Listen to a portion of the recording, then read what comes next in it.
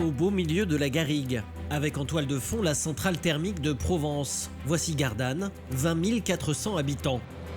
Située à 15 km au sud d'Aix-en-Provence, on pourrait croire que c'est une petite ville tranquille. Sauf qu'ici, les soirées sont parfois chaudes. À la gendarmerie, une opération coup de poing se prépare dans un haut lieu de la nuit. Donc là, on rentre ici, traverse tout droit, au pied de l'escalier. Et si on prend l'escalier, on arrive ici. Donc déjà... Ignace, le patron de la brigade, dirige l'opération. Donc on part sur une salle d'environ 80 à 100 personnes. 80 à 100 personnes ce soir. Donc la mission de ce soir, c'est une mission de contrôle à la fois de l'établissement et contrôle d'identité, qu'on agit sous réquisition du procureur. Dans leur viseur, un club libertin. Ouvert depuis 1 an, dans une zone industrielle, l'établissement n'a aucune autorisation, ni pour recevoir du public, ni pour vendre de l'alcool. Le psych d'Aix-en-Provence a été appelé pour prévenir tout débordement. Pistolets, gilets pare-balles, ils sont une quinzaine d'hommes à intervenir. Je vous inviterai à vous rapprocher, après le petit briefing, des plans détaillés pour vous faire une idée précise à la fois du rez-de-chaussée et de l'étage. Okay. D'accord. La topographie du lieu est atypique. Plus d'une centaine de mètres carrés sont dédiés au libertinage. En plus de la piste de danse et du bar, les gendarmes vont devoir inspecter les pièces les plus discrètes comme les jacuzzis, les douches et les salles coquines, où les clients peuvent s'ébattre sans contrainte. La clientèle, c'est une belle population. Ça fait plusieurs mois que je travaille dessus. C'est des gens quand même qui viennent d'une classe moyenne à haute. 1h du matin, le coup d'envoi de l'opération est donné par Fabrice, le directeur de cette enquête. Quand on a passé des mois sur une enquête, c'est motivant de se dire qu'on arrive au bout et que tout le boulot qu'on a fait va être, j'espère, récompensé ce soir. Cette descente est décisive. Après un premier avertissement il y a quelques mois, le patron de l'établissement a malgré tout continué son commerce en toute irrégularité, en accumulant les fraudes. À proximité des lieux, de nombreuses voitures sont garées. Le club fait salle comble ce soir. Bonsoir. Bonsoir. Ouais, vous. Ça va? Ouais, sous réquisition. Ok. Je vais demander d'aller dire qu'il y a un contrôle. Ouais, tu pour le contrôle à l'intérieur. Le patron ne semble pas mesurer la gravité de la situation. Il faut allumer, on arrête la musique. Et les gens viendront récupérer les pièces d'identité. L'unité cynophile est également présente pour détecter d'éventuelles présences de drogue. Notre équipe n'est pas la bienvenue dans le club, c'est donc grâce aux caméras miniatures des gendarmes que nous allons suivre cette intervention. À leur arrivée, la soirée qui bat son plein est interrompue. Attention s'il vous plaît. On doit juste faire un contrôle d'identité. Et après on reviendra avec nous. Les gendarmes se déploient dans tout l'établissement. Une première équipe est chargée de contrôler les identités des clients, un moyen de comptabiliser le nombre de billets vendus. Les fêtards sont tous coopératifs, l'opération se passe dans le calme. Vous êtes fait contrôler? Ouais, faut vous approcher. Le permis, c'est bon? La carte d'identité, on n'est pas sur moi en fait. C'est une bonne carte. Oui, bien sûr, c'est bon. Une seconde équipe inspecte l'étage et ses fameuses pièces réservées aux ébats sexuels. Mais elles ont toutes été évacuées. C'est la bouche. Au rez-de-chaussée, les contrôles d'identité continuent. Pendant ce temps, Ignace et ses hommes passent à l'autre phase de l'opération, le contrôle de la vente d'alcool sans licence et les bénéfices que cela engendre pour le patron du club. Ça va pas vous perdre. Ce soir, je saisis tout ce qui est alcool et l'argent. Les gendarmes vident tous les frigos. Il y a plus d'une centaine de bouteilles d'alcool, ce qui représente plusieurs milliers d'euros. J'avais commencé. 12 bouteilles de blanc plus 2 entamées. Alors tu mets en plus 3, 4, 5, 6, 7 bouteilles de rouge. Champagne 2, 4, 6, 8, 10, 12. L'opération aura duré plus de 2 heures. Ordinateur, comptabilité, argent liquide et toutes les caisses d'alcool saisies sont emmenées sous scellé à la gendarmerie. Les premiers fêtards quittent le club dans le calme, mais pour certains, l'opération de gendarmerie laisse un goût amer. S'il déboule à 4h du matin, c'est quand même moins chiant que s'il déboule à 1h30. Il nous nique la soirée. Pour Ignace et Fabrice, c'est une réussite. Et ça s'est bien passé, globalement. Les gens ont été relativement compréhensifs, la direction aussi. Et on a pu faire notre travail sereinement. Donc, après, pour ce qui est des résultats, on verra avec le magistrat. Le patron du club pourrait être assigné devant le tribunal correctionnel. Il encourt une peine maximale de 3 ans d'emprisonnement et 300 000 € d'amende pour l'ensemble des infractions constatées. En attendant son jugement, le préfet de police a prononcé une mesure immédiate de fermeture administrative de 4 mois. Fraude, arnaque ou encore contrefaçon, en 2021, les chiffres de ces délits ont nettement augmenté. C'est l'une des pires infractions pour un malfaiteur, quoi, parce qu'il n'y a rien de plus traçable qu'un chèque. Donc au bout d'un moment, je veux dire, quand on vole un chèque, qu'on l'encaisse, ça apparaît bien quelque part. Usurpation d'identité, arnaque au compte de formation ou encore tromperie sur la marchandise, même les vieilles recettes continuent de fonctionner, jusqu'à parfois atteindre des montants astronomiques. On parle d'un placement d'assurance vie à hauteur de 400 000 €. Et on a en plus, bien sûr, 300 000 € en espèces. Nous avons pu suivre un groupe des forces de l'ordre spécialisé dans ces affaires. Le JIRS, pour juridiction interrégionale spécialisée. Dans ces unités, les policiers ont des pouvoirs élargis et peuvent accéder à toutes les informations fiscales des suspects. C'est quelqu'un qui s'est au moins renseigné sur le fait de savoir s'il pouvait ou non placer des fonds à l'étranger et quels risques il encourait. Nous avons également suivi Didier, inspecteur du travail. Vous avez un sous-traitant, monsieur, qui vient de Pologne? Fausse déclaration, travail au noir ou encore emploi de personnes en situation illégale. Vous le verrez, ces interventions sont parfois à haut risque.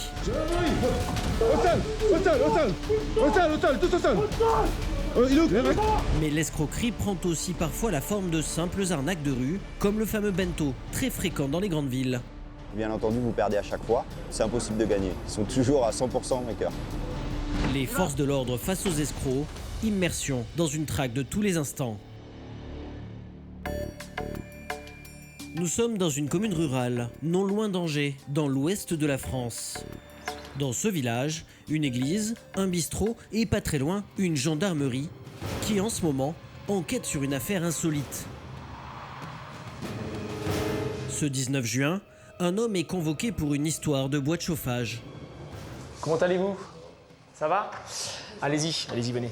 Allez-y. Les gendarmes soupçonnent cet homme de 52 ans de livrer des tonnes de bois en toute illégalité alors qu'il affirme être au chômage depuis des années. Des gendarmes attentionnés et souriants, l'homme est loin d'imaginer ce qui l'attend.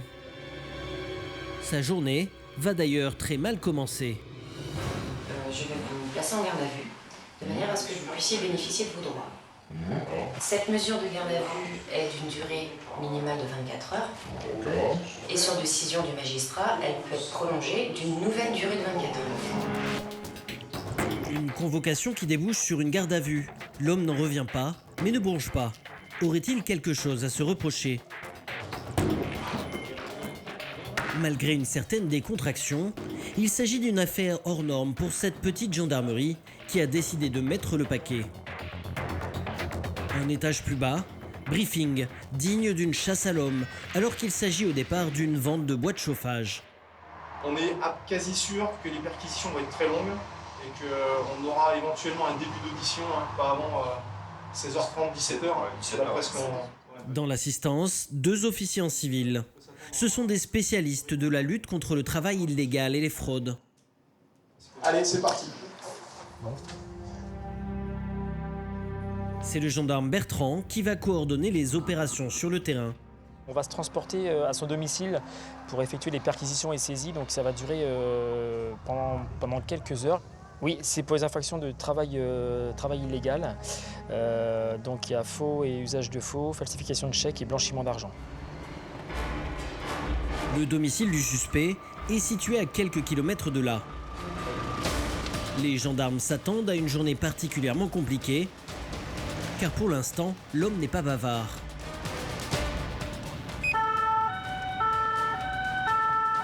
C'est quelqu'un, comme on l'imaginait, assez pointilleux, et qui réfléchit beaucoup avant de parler avant de signer. Et je pense qu'il devine aussi les raisons pour lesquelles il était convoqué. Le suspect habite la ferme familiale de ses parents en rase campagne. Là, on va se mettre là. Vous pouvez nous présenter un peu votre installation ? Des enquêteurs du GIR, cette fameuse brigade spécialisée dans la fraude, sont déjà sur place. Et ils vont aller de surprise en surprise. En un coup d'œil, ils comprennent qu'ils n'ont pas affaire à un petit vendeur à la sauvette, mais bien à un professionnel suspecté de fraude à grande échelle. Le bois, quand il arrive, vous le stockez là, derrière. Vous le passez à la fondeuse, à la scie. Et ensuite, vous le stockez ou vous le livrez directement. Des montagnes de bois, des tracteurs, une scie mécanique. Dans la cour de la ferme, il y a tout l'attirail pour vendre des bûches, non pas sous le manteau, mais en quantité industrielle. C'est une installation technique digne d'un professionnel, quoi. Et non pas d'une simple personne qui pourrait couper son petit bois, son petit tas de bois pour l'hiver, quoi. D'ailleurs, les stocks présents, il n'y a pas de doute là-dessus, quoi. Voilà. C'est bien un professionnel qui devrait déclarer son activité en tant que tel, quoi. Pour un homme qui a toujours affirmé être au chômage, il y a comme un petit problème. Mais avant de rentrer dans le vif du sujet, le matériel agricole est mis sous scellé et confisqué, valeur des biens, 50 000 €. Là, il faut un porte-char pour amener une pelle. Un tracteur, c'est pareil. On ne peut pas l'enlever avec un simple fourgon de dépannage qui enlèverait un véhicule léger. Donc, il nous faut des moyens lourds. D'après les gendarmes, l'homme vendrait-il légalement du bois depuis 3 ans, ce qui lui aurait rapporté pas moins de 300 000 €.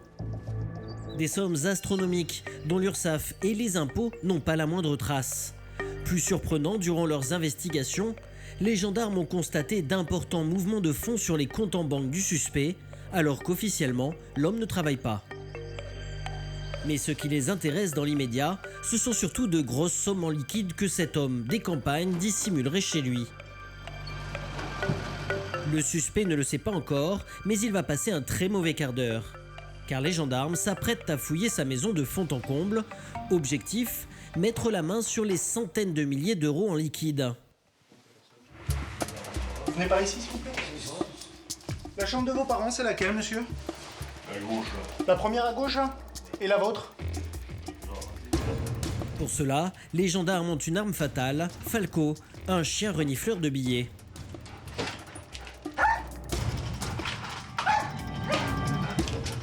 Vous avez trouvé quelque chose, hein? Non, je regarde, je vérifie s'il n'y a pas d'argent qui... Vous avez de l'argent, monsieur? Caché là? En quelques secondes, Falco déniche une enveloppe bourrée de billets. Donc, le chien a découvert, hein, l'argent, c'est ce qu'on cherche. Il y a sa petite récompense. Voilà, donc ça, je laisse. L'enquêteur, il est là. C'est dans l'enveloppe qui était ici, posée ici. Donc le chien, il est habitué à chercher tout ce qui est drogue et argent. Et une fois que le chien nous le découvre, eh ben, on lui donne sa récompense parce qu'il a bien travaillé. Mais bon, là, il n'a pas fini, donc on est reparti. Mais Falco ne tient pas en place, surexcité par l'odeur de l'argent. Voilà, très bien. Falco, Falco. Là, vous pouvez venir voir, là. C'était sous le lit. Ah ouais. Sous le lit, ça appartient à qui? C'est aux parents. C'est aux parents, ça? Ah bah oui, c'est leur truc. L'homme affirme que cette deuxième enveloppe appartient à ses parents.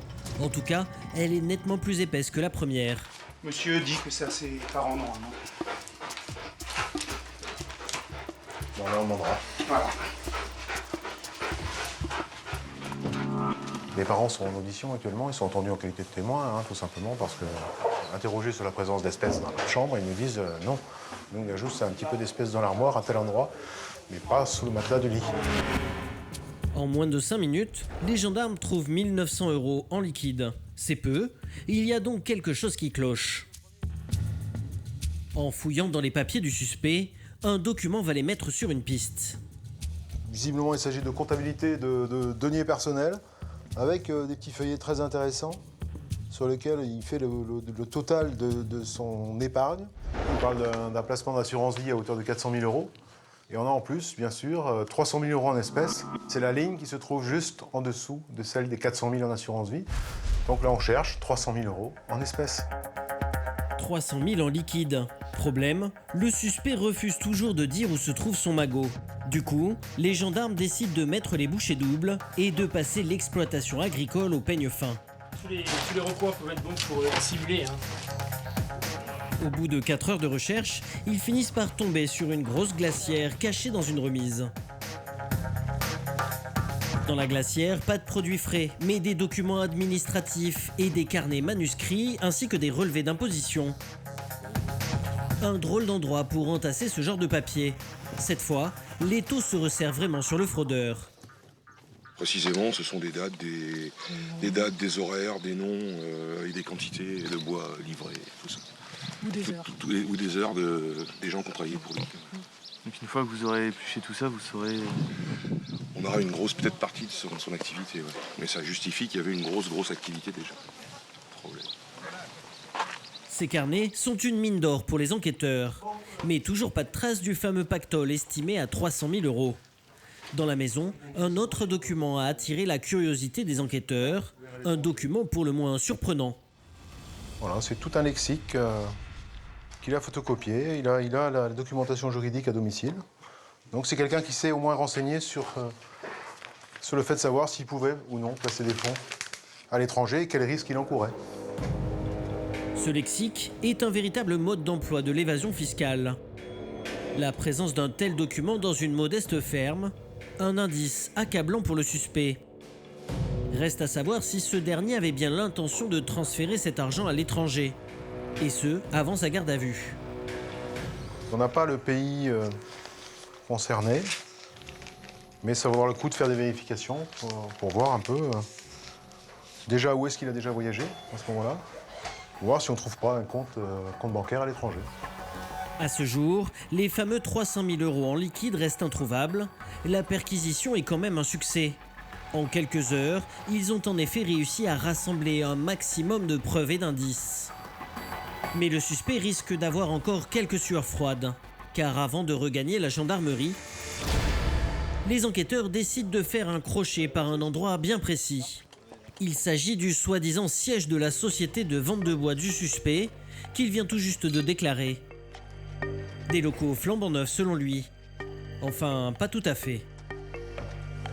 C'est bien ici le siège de la SAS. Des plâtres encore frais, des pots de peinture. Il y a même une douche et un coin cuisine. À l'évidence, nous ne sommes pas au siège d'une société. Ça ressemble plus à un T2 qu'à des locaux commerciaux, monsieur. Donc, depuis 2 mois, c'est votre siège social, oui? Face à la mauvaise foi du suspect, l'enquêteur commence à perdre patience. C'est tout, sauf des locaux commerciaux. C'est un... Bon, c'est chose en plus quand je demande l'habitation. Ah, d'accord. Acculé, le suspect vient de reconnaître qu'il comptait installer le siège de sa société dans son futur logement. Et ce n'est pas une infraction. Mais pour le reste, il va devoir rendre des comptes. Retour à la gendarmerie. Vous n'avez pas besoin de vous le restaurer un petit peu, boire un verre, non? Non? Ça va. Placé en cellule, sa garde à vue doit prendre fin le lendemain matin. Une fois remis en liberté, l'homme sera convoqué prochainement par la justice. Il risque 5 ans de prison et 45 000 € d'amende pour travail dissimulé et blanchiment. Mais un autre phénomène prend de l'ampleur, une arnaque bien connue qui vise les petits commerçants des centres-villes. Depuis 3 ans, une affaire secoue cette petite ville des Bouches-du-Rhône. Les agences immobilières de Gardanne sont la cible de vols pas comme les autres. Leurs boîtes aux lettres sont cassées pour y dérober les chèques qu'elles reçoivent. En France, l'année dernière, on dénombrait plus de 27 000 victimes de falsifications et de chèques volés. Ouais, on tape demain matin. L'enquête est sur le point d'aboutir. C'est Gaëtan qui est en charge du dossier. Il y a quoi comme préjudice au final? 21 chèques. C'est bon ça. Donc ils sont sur Marseille, les auteurs? Ouais. La plainte initiale, elle a été déposée par un monsieur qui a été contacté par son agence immobilière en lui disant « Monsieur, vous n'avez pas payé votre loyer ». Donc du coup, il a déposé plainte parce que lui, il a estimé que son chèque avait été déposé à l'agence et il avait été encaissé. En fait, les voleurs dérobaient les chèques sans en changer l'ordre et ajoutaient simplement au dos leur numéro de compte. Ils les déposaient ensuite à leur banque. Cette dernière prenait en compte que le numéro de compte et pas l'ordre du chèque. Une faille qui a permis aux suspects de mettre au point une arnaque de grande ampleur. On a une seconde plainte, toujours par rapport à un chèque qui était destiné à une agence immobilière qui n'a pas été encaissé, puis une troisième, une quatrième, une cinquième. Donc à partir de là, on se dit, il se passe quelque chose et on fait un regroupement de procédures sur Gardanne et on démarre une enquête. Gaëtan se rend compte alors que d'autres plaintes de ce type sont enregistrées dans les différentes gendarmeries de la région. Résultat, le préjudice se monte à plus de 24 000 € et les suspects sont rapidement identifiés. Naïfs, ces derniers n'imaginaient pas que les chèques puissent être aussi facilement traçables. Pour identifier les mises en cause, c'est assez facile, puisque quand on a la copie du chèque qui a été dérobé, derrière, en fait, on a le numéro du compte du mise en cause. Donc il suffit juste de demander aux banques à qui appartient ce compte, et on a tout de suite une identité. Gaëtan a retrouvé les 21 chèques, tous endossés et déposés sur les comptes d'un homme et d'une femme. En fait, là, c'est les deux schémas. On a les deux mises en cause, et on y a indiqué toutes les remises de chèques qui avaient été faites, avec le détail des chèques qui faisaient partie de ces remises de chèques. Tous les éléments sont maintenant réunis pour pouvoir les interpeller. Le lendemain, à 5h30 du matin, c'est Fabrice qui est chargé de l'opération. Fabrice, t'es prêt pour l'interpelle, pour les chèques? Ouais, c'est nickel, tout est calé. J'ai vu le psy, on est prêt, le rendez-vous est fixé. Dès qu'on l'a interpellé comme prévu, je t'appelle. Tu m'appelles pour la notif des droits et... Voilà, après on revient ici et puis on attaque. Allez, ça marche.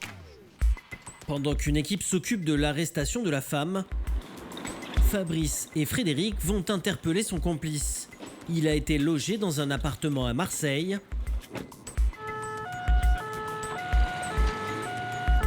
Ils feraient tous les deux partie d'une bande bien organisée. On a pris précaution, on a demandé l'assistance du psy pour minimiser les risques. Le PSIG, le peloton de surveillance et d'intervention de la gendarmerie et le bras armé des brigades. Il est chargé des arrestations musclées et des opérations à risque. 8 hommes de cette unité, basée à Aix-en-Provence, ont été appelés pour cette opération. Ils sécurisent d'abord les lieux et l'assaut est immédiatement donné.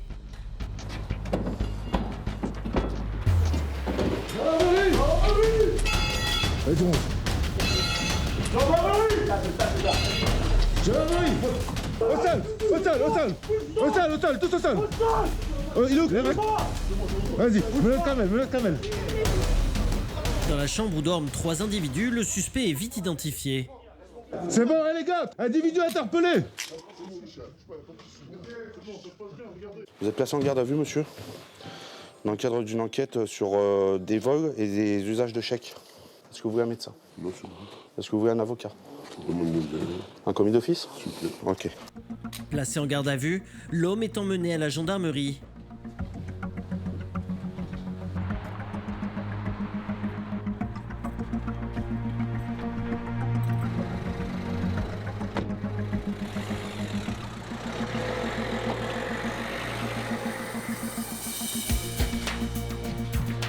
À son arrivée, il est immédiatement mis en cellule en attendant d'être auditionné.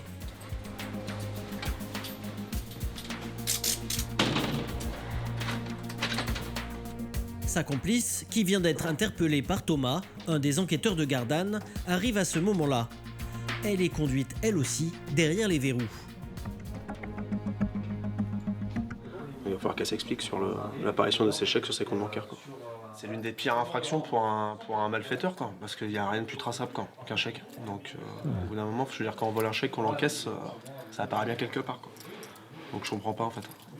Je comprends pas pourquoi ils font ça. Le principal suspect passe maintenant par la case identification. Vous allez voir, on va faire les photos. Photo. ADN. Relevé d'empreintes. Puis il est remis en cellule avant d'être entendu. Son avocate, commis d'office, arrive alors. On a une série de vols de chèques dans la boîte aux lettres des agences immobilières et qui ont été encaissés sur le compte de monsieur.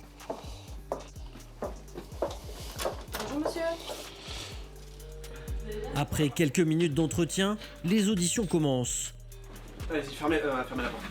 C'est la femme qui est entendue en premier. Elle est assistée de son avocat. Puis c'est au tour de l'homme d'être interrogé.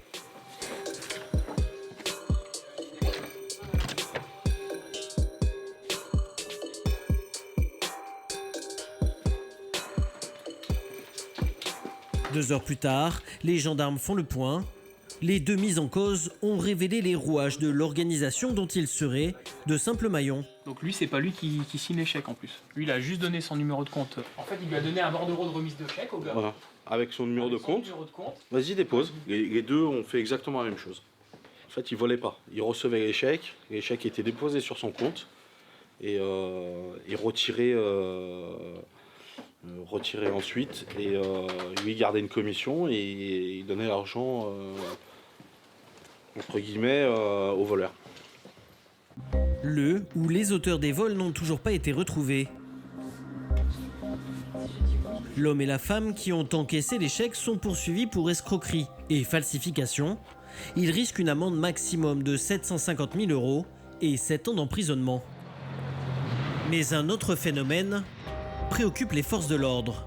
Depuis quelques années, les infractions au code du travail explosent. Un Français sur 3 affirme même avoir déjà été employé au noir. Parfois, certains n'ont pas le choix. Nous sommes aux portes de Paris, aux abords d'une célèbre enseigne de bricolage destinée aux professionnels du bâtiment. Sur le parking, un étrange va-et-vient. Il s'agit des travailleurs au noir, pour la plupart clandestins. S'ils sont ici, c'est parce qu'ils ont une chance de trouver un travail non déclaré. Aussi incroyable que cela puisse paraître, ce lieu est en fait devenu un point de recrutement pour les spécialistes du bâtiment qui ont rapidement besoin de main-d'œuvre. Une activité illégale et en plein jour. Munis d'une caméra discrète, nous décidons de nous faire passer pour un maçon à la recherche d'un travail. Nous engageons la conversation avec un de ces travailleurs. Ouais, excusez-moi frère, on m'a dit si je peux trouver du travail. Hein? Ça se passe comment? Il s'arrête là et... Ouais, il demande, des sociétés privées plutôt. De la plomberie et de l'électricité. Quand les voitures, ils demandent si tu veux travailler. Tu fais quoi toi? Moi je suis maçon, un peu de tout quoi. C'est bien payé ou pas? Ouais, c'est bien payé. C'est combien, tu sais? Bon, ça dépend de l'heure que tu vas faire avec eux. La journée, si c'est bien, tu payes à 80. 80 € pour une journée de travail. Cette main-d'œuvre bon marché est une aubaine pour les entreprises. Au bout d'une demi-heure, une camionnette fait son apparition. Plusieurs travailleurs clandestins s'agglutinent autour de deux hommes, apparemment des recruteurs.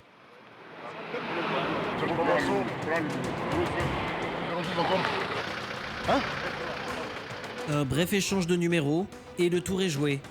Les recruteurs véreux ne perdent pas de temps, ils savent qu'ils prennent des risques. Ici, en effet, les descentes de police sont fréquentes et pas toujours efficaces. Car une fois les forces de l'ordre parties, le petit manège recommence. Dans le bâtiment, le besoin de main-d'œuvre est permanent, ce qui a donné des idées aux fraudeurs.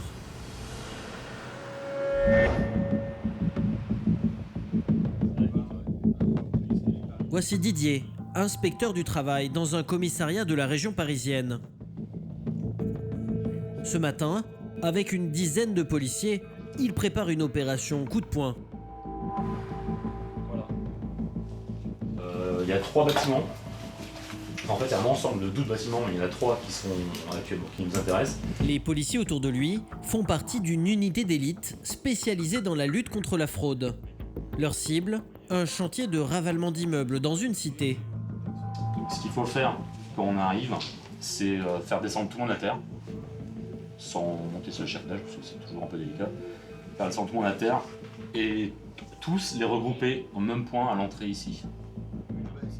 Le patron du chantier est soupçonné d'avoir monté un nouveau type d'arnaque pour contourner le code du travail. Didier, l'inspecteur du travail, sait comment le coincer. On y va. Sur place, s'il y a des travailleurs non déclarés, il risque de prendre la fuite en voyant débarquer les forces de l'ordre. L'effet de surprise est donc essentiel. On y va. Il y en a par là. Il y en a là derrière. Sur le terrain, première difficulté, les policiers ne connaissent pas le nombre exact d'ouvriers. Posez votre matériel. Je te le retiens. Ouais. Ok, merci. Une mauvaise coordination, quelques secondes d'hésitation et le coup de filet peut se solder par un échec. Posez vos affaires, monsieur. Posez vos affaires. Posez par terre. Quelques minutes plus tard, les policiers ont identifié 2 ouvriers africains responsables des échafaudages, plus 12 Polonais chargés du ravalement lui-même. Ce sont eux qui les intéressent. Il faut maintenant déterminer qui est leur chef de chantier. Chef, non. Vous pouvez me traduire, s'il vous plaît? Elle est où? Ça va, là-bas. Versez. Où là-bas? Venez avec moi? Allez, on y va. Mais la tâche est compliquée car personne ne parle français.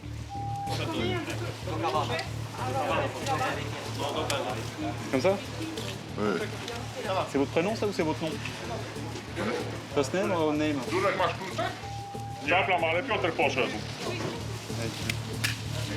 Habitué à ce cas de figure, Didier finit par trouver le responsable de chantier. Ok, on va aller jusqu'à votre bureau, monsieur. Vous avez 12 gars, mais tous de votre société. Vous n'avez pas de sous-traitant à vous pour la peinture. Pour l'instant, on identifie les entreprises intervenantes. On a une entreprise principale qui est identifiée. On va aller avec monsieur à son bureau pour voir les documents administratifs qu'il peut nous présenter. Et on fera ensuite la vérification de la situation auprès d'URSSAF. Ok, on y va, monsieur? Bon.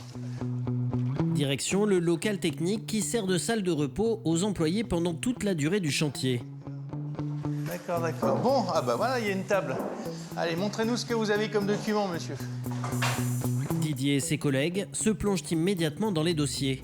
Et rapidement, ils découvrent que les ouvriers interpellés ne travaillent pas directement pour la société française, responsable du ravalement, mais pour un sous-traitant polonais. Vous avez un sous-traitant, monsieur, qui vient de Pologne? Depuis peu, une nouvelle arnaque a fait son apparition. Une arnaque pointée du doigt dans le dernier rapport de la Cour des comptes. Pour leur chantier en France, beaucoup de patrons font désormais appel à des sous-traitants basés dans l'Union européenne, en Pologne notamment. Cette pratique est légale, à condition de payer les cotisations sociales en France et de déclarer les ouvriers. Mais le problème, c'est que beaucoup de ces sociétés seraient en fait des entreprises fictives, de véritables coquilles vides sans activité réelle. Cela leur permet ainsi d'avoir des ouvriers rémunérés au rabais sans payer la moindre cotisation sociale en France. Et ça, c'est interdit. Vous êtes sûr que c'est monsieur la société, que l'employeur de tous les gens qui sont sur le chantier, vous êtes sûr? Pour ce chantier de ravalement, c'est exactement ce que soupçonne Didier, l'inspecteur du travail. C'est votre société.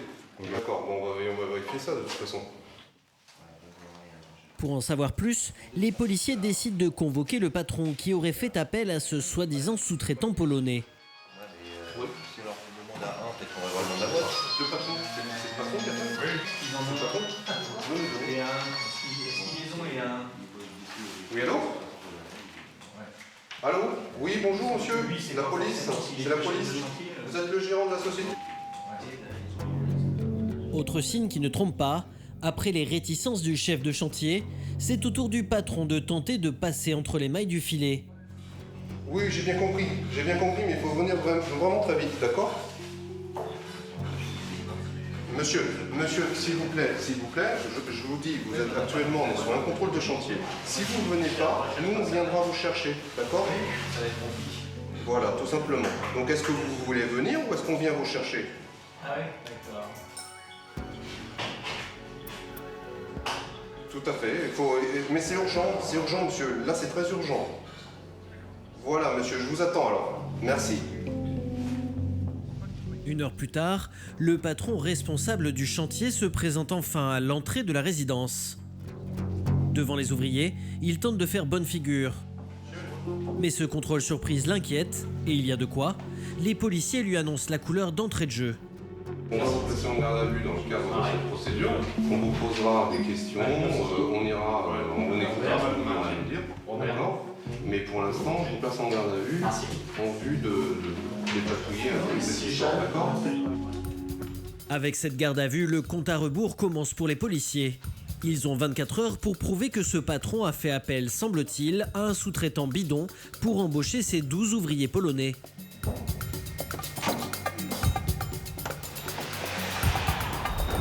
Le siège de la société du suspect se trouve à Nanterre, à 20 km de là. Nous sommes en pleine heure de pointe, les enquêteurs doivent sortir les sirènes pour éviter de perdre un temps précieux. Arrivé sur place, la perquisition commence immédiatement et Didier met très vite la main sur plusieurs contrats établis entre la société du suspect et le sous-traitant polonais. Contrat de sous-traitance entre et la société entreprise polonaise. Reste à déterminer s'il s'agit ou pas d'une simple boîte aux lettres. Or justement, l'un des policiers vient de trouver un document très intéressant. Oh bah, situation permettant d'éviter une partie des règles relatives au travail des étrangers en France. Ça vient d'où ça? C'est moi qui l'ai trouvé ça sur Internet. Ce papier ne prouve rien, mais il semble indiquer que le suspect s'est renseigné pour essayer de contourner le droit du travail français. La piste d'une fraude se confirme. Elle note qu'est-ce qui manque, par exemple. Vous allez nous faire une photocopie, puis vous gardez ça, d'accord? Voilà. Les policiers n'ont pas le temps d'examiner tous les documents de la société. Ils se contentent de saisir les pièces les plus importantes qu'ils éplucheront au commissariat. On fait comme ça, vous venez au commissariat, ok? Oui, sûr. Ah bah de toute façon, si vous venez pas, je viens vous Ah cacher. bah si, non, je viens toute seule. Vous venez toute seule? Parfait. On fait ça? Et bah voilà. La course contre la montre continue.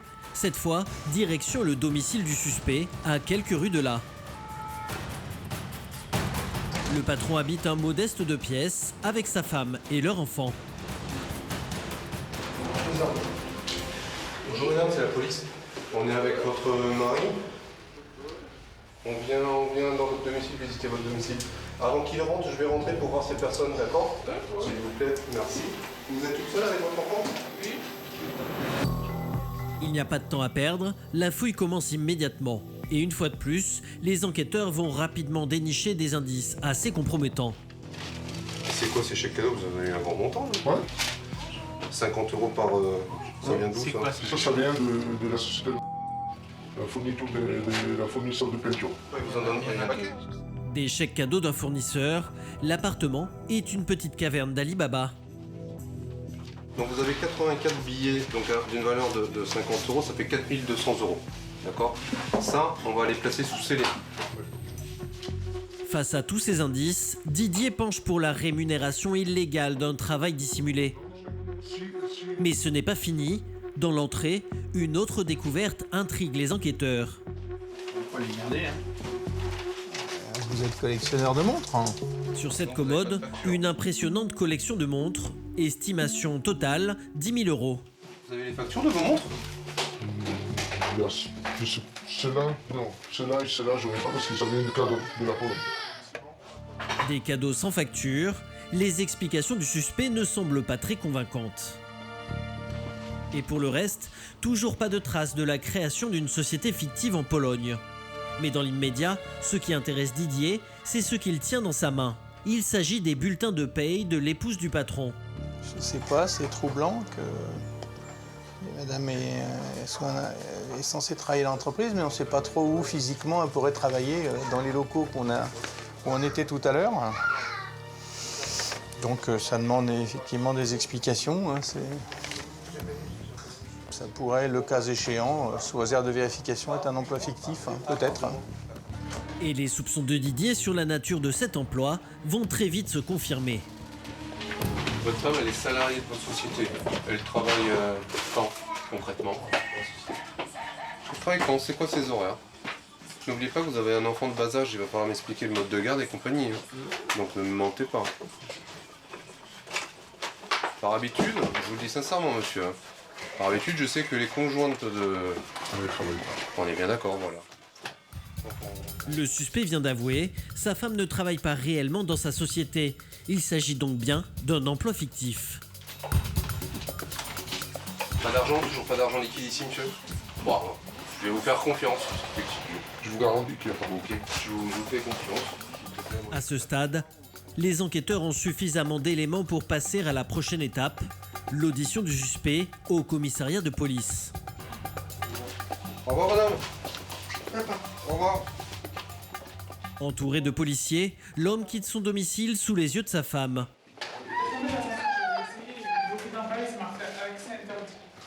Et de son fils, en pleurs. Travail dissimulé, fraude fiscale, blanchiment, abus de biens sociaux. Apparemment, ce patron aurait commis toute une série d'infractions. Mais ce qui intéresse le plus les policiers, c'est cette affaire de sous-traitants polonais. Ils ont la conviction qu'ils font face à une fameuse coquille vide. Plus grave, ils sont persuadés qu'elle a été inventée par le suspect lui-même pour contourner le droit français. L'enjeu des prochaines heures sera donc de lui faire avouer sa fraude avant la fin de la garde à vue. Depuis un an, vous avez eu affaire à combien de salariés de la société? En gros, donnez-moi une fourchette. Une vingtaine. Donc vous avez une vingtaine de salariés mis à votre disposition pendant un an, depuis un an, pardon, pour la société. Le suspect est malin, il sait que le temps joue pour lui et fait semblant de ne pas comprendre ce qu'on lui reproche. Du coup, Didier revient à la charge. Vous êtes en tout cas de particulier, vos sous-traitants polonais, par rapport à une entreprise d'intérim en France? Votre problème, c'est pas uniquement un problème de trouver du personnel qualifié, sinon vous auriez déposé des offres d'emploi. Non? Donc, vous voyez, si vous ne cherchez pas à recruter directement, ce qui est la solution la plus simple, qui vous permettrait en plus éventuellement de former les gens que vous recrutez aux techniques de l'entreprise, c'est que vous avez bien un autre intérêt pour passer par une entreprise étrangère. Vous avez un autre intérêt, c'est pas uniquement parce que vous n'arrivez pas à trouver de la main-d'œuvre en France. L'audition s'éternise. Dans une pièce voisine, les papiers saisis pendant la perquisition commencent à parler. Les enquêteurs ont désormais la preuve que le pseudo-sous-traitant polonais dissimule en réalité une fraude gigantesque. Au moins 10 chantiers de la région seraient impliqués, mais ce qu'il faut, ce sont des aveux. Et pour l'instant, le suspect ne lâche rien. Monsieur, ma question elle est simple. Utilisez-vous les salariés de la société comme vos propres salariés? Devant l'obstination du fraudeur présumé, les enquêteurs décident de passer à la vitesse supérieure. Sans l'informer, ils organisent un second contrôle sur l'un des autres chantiers potentiellement impliqués dans la fraude. L'opération va s'avérer payante. Lorsqu'il apprend la nouvelle, en pleine audition, le suspect a compris qu'il n'avait plus de marge de manœuvre. Il passe aux aveux. Vu des derniers développements et des auditions de l'employeur, il semblerait qu'il finisse par reconnaître qu'effectivement, il a fraudé avec son entreprise, son pseudo-sous-traitant polonais qui, en fait, est une coquille vide qui ne lui sert qu'à lui fournir de la main-d'œuvre. Donc il a craqué? Oh, craqué, je ne sais pas si on peut dire ça. Il a fini par reconnaître, face à l'évidence et les éléments qu'on lui présentait, que le montage qu'il a fait est totalement frauduleux et que c'était un dispositif destiné à lui procurer de la main-d'œuvre bon marché puisque payé au tarif polonais. Au final, le montant de cette fraude s'établirait à 500 000 € environ. Cette arnaque aux boîtes aux lettres, basée en Europe, est en passe de devenir le nouveau fléau dans le bâtiment. Travail au noir, sous-traitant fictif, ce secteur est une aubaine pour les fraudeurs. Avec en première ligne des ouvriers en situation irrégulière qui doivent se plier à ces pratiques illégales s'ils veulent travailler. Mais la fraude n'est pas le seul délit dans le viseur des forces de l'ordre. Les arnaques du quotidien sont aussi surveillées de près, direction Paris, en bord de Seine. À Paris, le Pont-Neuf est le pont le plus ancien de la capitale et le plus emprunté par les touristes. Un emplacement stratégique pour les artistes. Musiciens, dessinateurs de portraits, dresseur de pigeons. Mais depuis plusieurs semaines, une animation plus lucrative et illégale envahit les berges. Il s'agit du Bonto, un jeu d'argent proposé à la sauvette. Il a pour but d'escroquer les touristes. Yann fait partie de la BAC, la brigade anticriminalité. Cela fait plusieurs jours qu'avec son équipe, il a dans le collimateur un groupe de joueurs de Bonto. Vous restez sur le trottoir d'en face, nous on va s'approcher et je détaillerai, ok? Pour ne pas être repérés, Yann et son équipe se font passer pour des touristes. Situés à plusieurs centaines de mètres, ils observent leur manège. Discrètement, à l'aide d'un téléphone portable, nous avons pu filmer le système d'arnaque du Bonto. Le but du jeu, deviner où se trouve une bille sous 3 boîtes d'allumettes. Problème, avec des tours de passe-passe, le maître du jeu dissimule la bille pour que le touriste, comme cette femme, ne puisse jamais savoir où elle se cache. Chaque mise lui coûte un minimum de 50 €. Alors là, il y en a un qui va avoir un tapis, il va y avoir un maître du jeu, et puis donc ils vont appâter avec des billets de 50 € en essayant de trouver bien sûr la petite bille qui est au milieu. Et bien entendu, vous perdez à chaque fois, c'est impossible de gagner. Ils sont toujours à 100% vainqueurs. Tous les jours, sur les quais parisiens, les joueurs de Bonto dépouillent de nombreux touristes. Ils sévissent en bande et disposent de nombreux complices. Ils sont en train de jouer avec des faux clients et ils essayent d'appâter les touristes qui passent en jouant. Et ils essayent de faire un maximum de bruit, de gestes pour attirer les touristes et puis pour qu'ils se prêtent au jeu. La blonde avec queue de cheval, elle est avec eux. Je pense que les deux filles, elles sont complices. Elles passent bien. Les policiers espionnent le groupe depuis une boutique de souvenirs. Ces joueurs de Bonto disposent aussi d'un guetteur pour avertir de la présence des policiers. Ils ont un chouf qui est juste en face, qui est juste là. Ils ne nous voient pas sur la route. Au moindre doute, toute l'équipe se volatilise. Ouais, ah oui, ça se disperse. Et là, ils se sont éclatés avec le véhicule de collègue qui est passé là. À peine 1 minute plus tard, l'équipe se reconstitue aussitôt. Les policiers attendent désormais le flagrant délit. Regarde, là, on arrive à voir. Pour l'instant, ils n'avaient pas de victime. Putain, il passe bien celui à lunettes. Hein. Ils sont beaucoup. Hein. Ils sont beaux, elle est belle cette équipe. Hein. Il y en a, ils ont tous des têtes de tueurs, t'as pas envie de s'approcher, mais là, avec les deux blondes, ça marche bien là. C'est alors qu'un touriste tombe dans leur piège. Ils lui ont pris l'argent là peut-être. Allez, viens. Yann et son équipe passent à l'action. Les filles de la bande ont réussi à s'échapper, mais Yann et ses collègues tiennent les principaux escrocs. Tu restes là. Vous restez ici, police. Assis vous. Sit down. Oh, non touch, man. Oh, tu te barres pas quand je te dis Julien, ok? Pourquoi tu pars? Non touch, ok? Oh, police. Ok. Assis-toi. Non, Assis. Oh, tu t'assieds. Respect, pas de problème, respect, police. Ok, vous restez ici. Vous êtes fait avoir de 50 €. Il vous les a donnés. C'est escroquerie, ok? You lose à chaque fois. Si you respect, police. Tu te respectes pas. T'as voulu partir là. Pas de problème. Tu nous mets en difficulté là. Donc là, comme il y a une victime avec les 50, le chouf là, il l'a prévenu. Et il a couru pour aller redonner les 50 € qu'il avait eu en escroquerie. Donc là, on va voir avec la victime qui est un touriste. Quelle victime? Tu te tais! Oh. Vous la victime, non jouez. Il y a marqué quoi là? Ok, respect. Alors, tu te tais alors. Respect. Tu te tais, d'accord? Anguito, respect. Ça fait au moins 20 minutes qu'on est sur vous, d'accord? Ok? Moi, toujours jouer. Oui. Hier, on était là aussi. Hier, ok? Oui, je sais. Ok? Non, tu sais pas. Hier, on t'a vu, tu sais pas. Ça paraît facile là. Non, il est pas content parce qu'on l'a eu en flag. La victime, c'est ce touriste en provenance de Turquie. De passage à Paris avec son fils, les policiers ont évité qu'il se fasse dépouiller de 50 €. They were just playing something. I was just shown that it is under that. They have taken that this 100 will be yours. They have shown 2 50s. They have taken my 50 out. Yes. And he has taken. Yeah. Who takes that? That man. It is too easy, but I lost. But they have shown me 100 euros. It will be yours whenever you win. Tous les jours, il y a des équipes. Après, faut arriver à trouver la victime, faut arriver à les voir faire. Et puis il faut avoir le dépôt de plainte parce que pour 50 €, ils n'ont pas forcément envie de s'embêter. Hein. Ils sont là 2-3 jours, donc en général. Et puis quand ils jouent qu'une fois, les gens pensent avoir perdu, donc ils repartent tranquillement. Ils pensent avoir perdu 50 €. Dans la mesure où le vol a été constaté par nous-mêmes, on n'a pas forcément besoin d'un dépôt de plainte. Les policiers décident d'emmener tous les membres de la bande au commissariat pour qu'ils soient placés en garde à vue. D'après Yann, c'est le même réseau qui sévit tous les jours sur les quais. C'est exclusivement des gens de l'Est. Hein.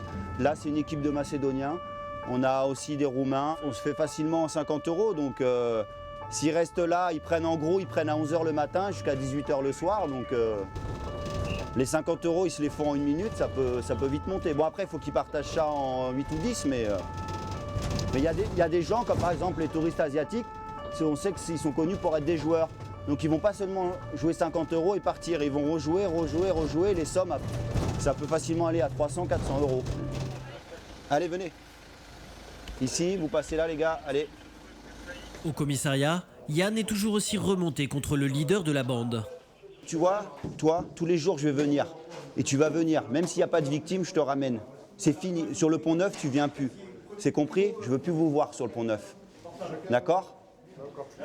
Il est arrivé des fois que s'ils nous voient un petit peu avant, ils jettent le jeu à l'eau. Voilà. Le tapis, c'est un bout de moquette. Hein. Oui, c'est du travail artisanal. Hein. C'est effectivement des boîtes d'allumettes qui ont été recouvertes de Chatterton, de plastique pour les rendre un peu plus durs. Et une simple boule en papier pliée. Hein. Une arnaque parmi les plus vieilles du monde, mais à laquelle Yann vient de mettre un terme.